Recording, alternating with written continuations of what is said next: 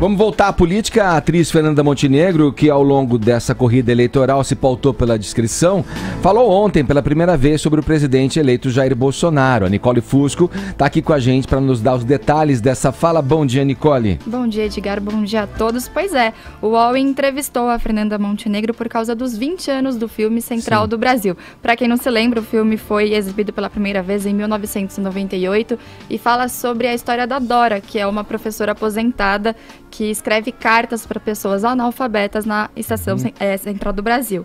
E a Fernanda Montenegro, falando agora sobre política, ela deu a sua opinião um pouco ponderada aí, em meio a tanta polarização nessas eleições a respeito da eleição de Jair Bolsonaro. Eu vou aqui citar uma aspa dela.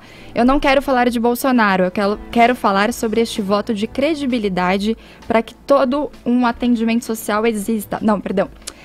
Eu não acredito que quem deu um voto a ele exija que ele vire um fascista enlouquecido, porque se isso acontecer, haverá uma reação, senão estaríamos em um regime militar até hoje. E ela falou também que o candidato não está lá por um milagre, que ele está por ter recebido mais votos do que o outro candidato. Então aí uma visão um pouco mais ponderada em meio a essa polarização. E aí, Caio, Joel? Bom ver da Fernanda Montenegro uma manifestação tão ponderada assim, que busca entender um fenômeno. Não imagino, na verdade, que ela não tenha votado, não concorde, não apoie o fenômeno, mas buscando entender, ao invés de apenas reagir com medo e com pânico e com demonização completa do que está acontecendo. Afinal, uma parcela muito expressiva do eleitorado brasileiro votou por aquilo. Vamos entender as razões. Por que votaram naquilo? Olha, a gente tem uma classe política tão falida, tão corrupta, vista como tão maligna. Bolsonaro é percebido como algo de fora, alguém que vem quebrar esse sistema. A gente tem a violência nas ruas, assim, tomando vidas, e a gente não sabe se volta vivo para casa. Ele trouxe o símbolo da vamos reagir à violência, vamos botar a lei e ordem de novo. Pautas morais que as pessoas sentem que o mundo está desandando, que só se fala de minorias e quando se esquece todo o resto, é outra demanda que está aí. Ele respondeu a isso de alguma maneira. Então acho que é preciso entender o fenômeno e lembrar, a gente tem um país, o presidente não determina o país inteiro.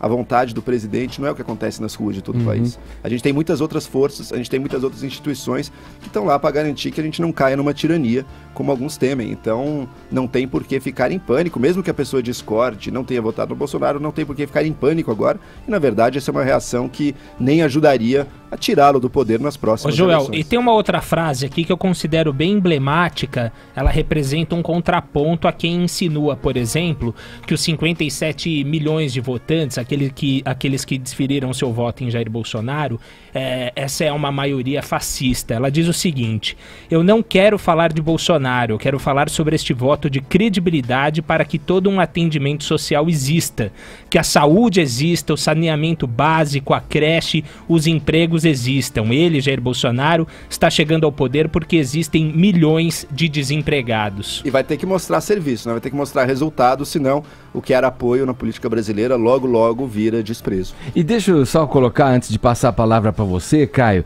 que é o seguinte, eu observei um fenômeno que não é inédito, mas com a intensidade que ele ocorreu, ele reflete muito nitidamente a polarização e a divisão do país, né? O que eu falo no âmbito familiar. Obviamente que as divergências políticas dentro das famílias sempre existiram, mas de alguma forma essas diferenças não foram o centro da questão. Os debates aconteciam.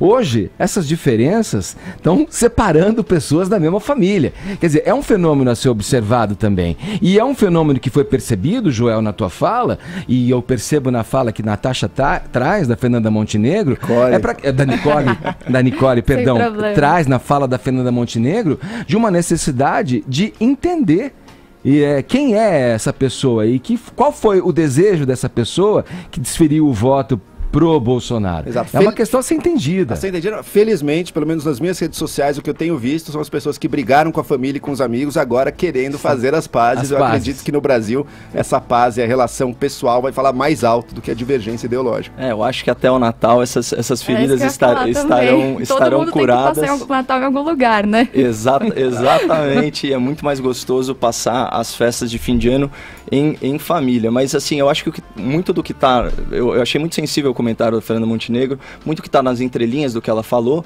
é identificar o antipetismo. Né? É muito importante falar isso. O voto do Bolsonaro não é o voto ideal, e ele mesmo já tem consciência disso, já falou várias vezes: eu não sou o mais qualificado, etc, etc.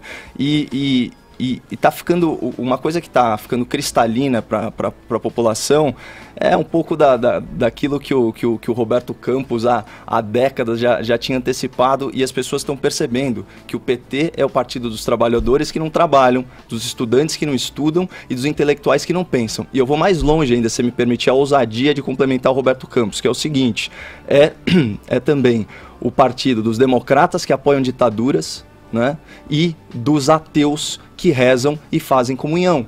Esse nível de hipocrisia a população não vai tolerar mais, muito em razão do excelente trabalho do jornalismo sério, como por exemplo aqui da Jovem Pan, e das redes sociais. Foi o fenômeno que o Joel falou, que pode até ser que o eleitor tenha memória curta, mas a internet não. Vamos ver se os intelectuais, estudantes e trabalhadores do PSL fazem melhor. Nicole Fusco, obrigado, viu? Obrigada a você, gente. Até a próxima.